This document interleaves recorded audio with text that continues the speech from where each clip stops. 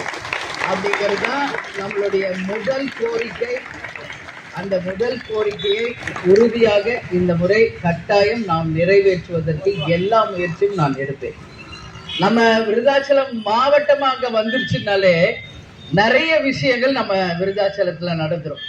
ஒரு நல்ல ஒரு ஹைகோர்ட்டு, அதே மாதிரி ஒரு ஃபயர் ஸ்டேஷன், அதே மாதிரி இங்க நம்மளுடைய கலெக்டர் ஆஃபீஸ், எஸ்பி ஆஃபீஸ்ல உட்பட எல்லா அடிப்படை தேவைகளையும் 100% நம்மளால சரி பண்ண முடியும். அப்படி வரும் பொழுது நிச்சயமாக இந்த அரசு மேல்நிலை பள்ளியை நான் மிகவும் கவனத்தோடு வைத்துக் கொள்வேன் என் மனதில். ஏன்னா இப்ப தலைமை ஆசிரியர் இங்க பேசுறப்ப சொன்னாரு 104 வருஷம் ஆச்சு இந்த ஸ்கூல் கட்டி அப்படின்னாரு.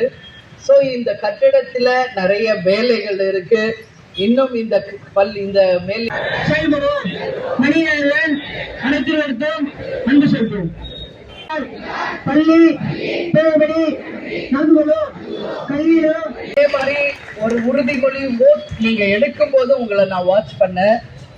அந்த உறுதிமொழிகளாகட்டும், நாம் பேசும் சொல்களாகட்டும் வெறும் சொல்லா மட்டும் இருந்திடக்கூடாது. நாம சொல்ற ஒரு சொல்லும் அது செயலா நம்ம தான் மாத்தி காட்டணும்.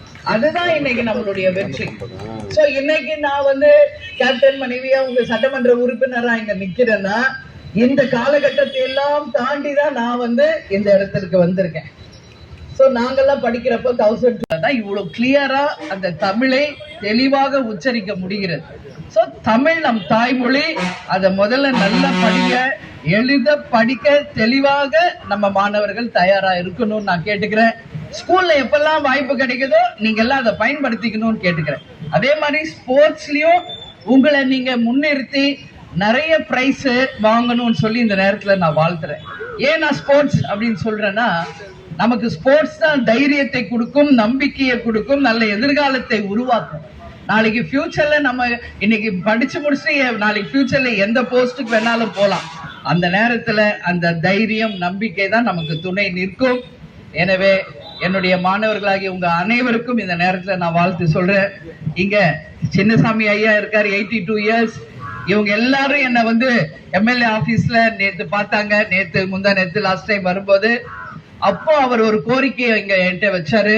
இங்க ஒரு லைப்ரரி இருக்கு, ஆனா ரொம்ப சின்னதா இருக்கு, மேலையும் அது ஒரு கட்டடமா கட்டி கொடுத்தா நிறைய மாணவர்கள் படிக்கிறதுக்கு வசதியாக இருக்கும் அப்படின்றத இந்த 82 வயதிலும் ஒரு ஆர்வத்தோடு அவர் என்னிடம் பேசினது, அவரோட மனுவை நான் தனியாக எதிரான தடுப்பு நடவடிக்கைகளை